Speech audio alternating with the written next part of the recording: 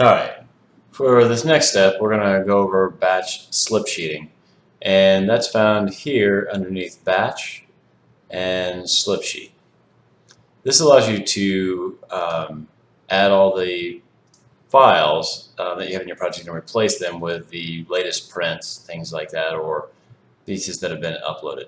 So here we want to get what's in the project, and we'll just go ahead and select the current sheets. If you need to, you can do individual files or subfolders.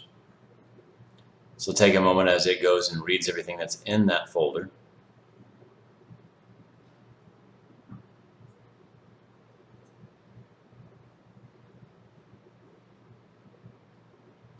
And you can see here everything that it understands is there. Now the revised sheets will be the new sheets that you've recently printed or been given.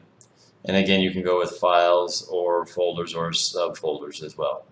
We'll go get another folder. In this case, we're going to get it off of our local drive and not the project itself.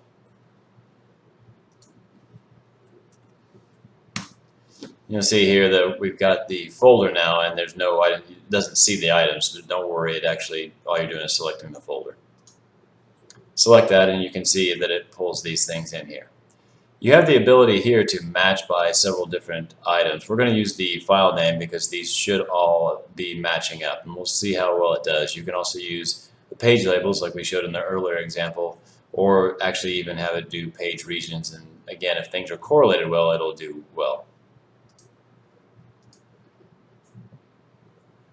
You can see in this is everything that's matched. So because these are all named the same, that is the easiest way. So again, if you're in Revit and you're using the Bluebeam plugin, you'll have good success with this. It's just when you start to mix things, sometimes this can be a bit manual as you try to figure out kind of what's going on here.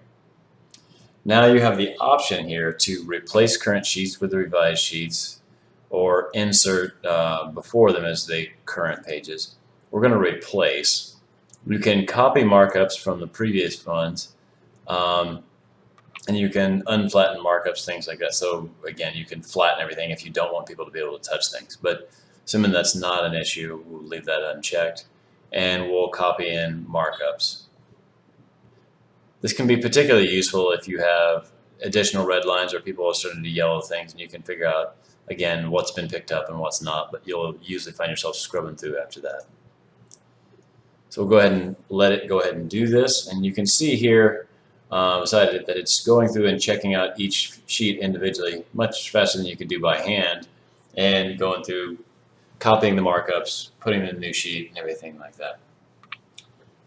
You can add in any comments there. You can leave everything checked out if you wanted to keep doing things, or you can check things back in. We'll just check things back in here. And now it's going to go through each sheet and upload everything.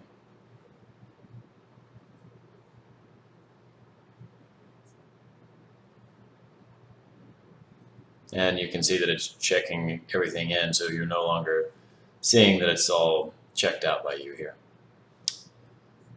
You can ask it to produce a report, or you can skip these things. This is sometimes useful if you had some unmatched or pieces there you had to go and get from separate uploads.